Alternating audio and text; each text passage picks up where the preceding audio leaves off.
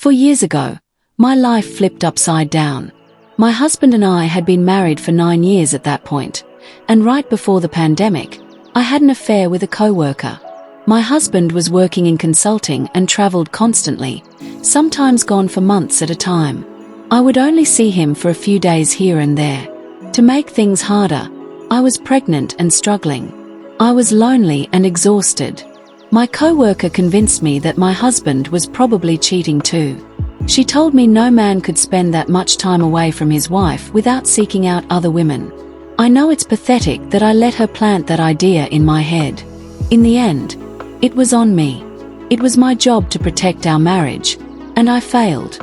When our daughter was born in early 2020, I took maternity leave, which meant I saw less of my co-worker. We texted sometimes, but we drifted apart. Then the lockdowns hit, and suddenly my husband wasn't traveling much anymore.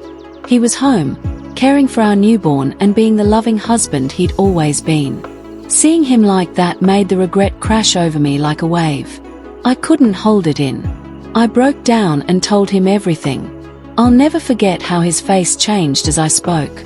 He started with a small, hopeful smile, but by the end, his face was blank. He didn't yell, didn't cry. He just sat there, staring at the floor. He asked if our daughter was his, and I swore she was, that he was the only man I'd been with besides him. He said he wanted a paternity test just to be sure, and I agreed. Then he stood up, walked away, and went to sleep in our daughter's room. I knew I had to give him space, but it was tearing me apart inside. The next day, I told him I had blocked my affair partner and that we could never speak again. I also said I quit my job. It was something we had talked about before the pandemic anyway, so I could take care of our daughter, but with both of us working from home, it didn't feel needed. He told me I didn't have to quit, but I insisted. I couldn't be around her anymore. I asked him what I could do to fix things, to save our marriage. He said our marriage was fine. He wasn't leaving or divorcing me. He liked having me around. He said I was the only woman he had ever loved and that we made a good team. He even said he couldn't raise our daughter alone. Hearing that made me feel both relieved and heartbroken. I knew I couldn't take his forgiveness for granted. I threw myself into being the best wife and mother I could be. I cooked his favorite meals, dressed up, and tried to be more affectionate. But that's when I noticed the change. He never came to bed with me anymore. He used to tell me he couldn't fall asleep without me. When he traveled, he'd even call at night so I could talk him to sleep. Now he stayed in our daughter's room every night. The hugs and kisses stopped too. Even when he was home, he stopped planning dates. It was like we were two people living separate lives under one roof. I gave him time, thinking he needed space to heal, but after a year, I couldn't take it anymore. I brought it up, and he agreed to change. He started sleeping in our bed again. He didn't pull away when I touched him, but he never initiated either. He even took me out on a date for our anniversary and planned something for Valentine's Day. But when we were intimate, it was like he wasn't there. He wouldn't move or kiss me back. He just laid there, silent. Sometimes he didn't even finish. I felt like I was forcing him, which made me feel sick to my stomach. Then last Saturday, everything came to a head. I was excited to go with my friends, something I hadn't done in a long time. I put on the dress he used to love and styled my hair the way he liked. I thought maybe, just maybe, it would spark something between us. But when he saw me getting ready, he asked, "You have a date tonight or something?" That hit me like a punch in the gut. After all this time, he still thought I'd betray him. I snapped and asked how he could say that. He just looked at me blank again and said, "Well, it didn't stop you before, so why would it stop you now when you know you can get away with it?" It felt like the floor had been pulled out from under me. I opened my mouth, then closed it again, trying to form words, trying to make sense of the sharp pain in my chest. Anger, shame, and desperation clawed at me all at once. What is that supposed to mean? I finally managed, my voice trembling as I stared at him. His eyes met mine, and I could see how tired he looked. There was no spark, no flicker of emotion, just a deep weariness that seemed to reach down to his bones. It means exactly what it sounds like, he said, crossing his arms over his chest. His voice was even, almost calm, and that made it worse. It was like he didn't have the energy to be angry anymore, and that scared me. I shook my head, the frustration boiling up in my veins. No, you don't get to throw that in my face every time I try to move forward. I know I messed up, but I've been trying, Liam. I've been trying so hard to fix this, to fix us. He let out a bitter laugh, the sound echoing through the hallway. Fix this. He looked around like he was searching for an answer hidden in the walls. You think making dinner and dressing up once in a while changes what happened? You think that just erases the nights I spent staring at the ceiling, wondering where I went wrong, how I wasn't enough? I felt my throat tighten, tears threatening to spill. It's not like that, I whispered.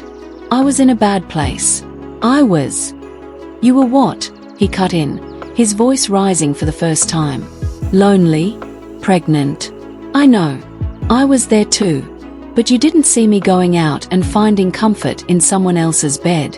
His eyes flashed with something that looked like anger, but it faded as quickly as it came, replaced by that same emptiness that haunted me every day. I could feel my pulse pounding in my ears. Do you think this is easy for me? That I don't carry that guilt around every single day? You're not the only one who lost something that night, Liam. I lost us too. I lost the way you looked at me, the way you held me, and I don't know how to bring it back. He ran a hand through his hair, turning away from me. You can't bring it back, he muttered, more to himself than to me. That's the problem. We are just stuck. I stepped closer, the anger simmering down into desperation. We don't have to be. We can find our way out of this, but not if you keep pushing me away. I need you, Liam. I need you to try. He glanced at me over his shoulder, the lines on his face deeper than I remembered. I'm trying, he said, his voice barely audible. This is me trying. A tense silence settled between us, the only sound the faint rustle of the trees outside. I felt like I was balancing on the edge of a cliff, and one wrong move would send us both tumbling down. I can't do this, I whispered, more to myself than to him. My chest felt tight, and I knew I was about to break. I can't just stand here and keep pretending everything's okay when it's not. The words came tumbling out before I could stop them. Maybe I should take Sophie and go stay at my mom's for the night. His eyes widened for a moment, a flash of something raw and painful crossing his face before he could hide it. You're going to take her? He asked, his voice low. Maybe, I said, half expecting him to fight back, to tell me not to. But he didn't say anything. He just stood there, looking defeated. Before I could say anything else, a small voice interrupted the thick tension. I don't want to go, Mommy. Sophie stood at the bottom of the stairs, clutching her stuffed rabbit to her chest. Her big, wide eyes looked up at me, confused and a little scared. I want to stay with Daddy. The room spun around me as my heart cracked open. All the air seemed to rush out of the room, leaving me gasping for something, anything to hold on to. Sweetheart, I thought, but I couldn't finish the sentence. I felt exposed, vulnerable in a way I hadn't expected. I looked back at Liam, whose eyes had softened as he looked at our daughter. He stepped forward and scooped her up, holding her close like she was the only thing keeping him together. I'm staying, Sophie said again, resting her head on his shoulder. I felt like my legs would give out. I hadn't meant for her to hear any of this, to be caught up in the storm of our problems. But there she was, clinging to the one person who had never let her down. I didn't go.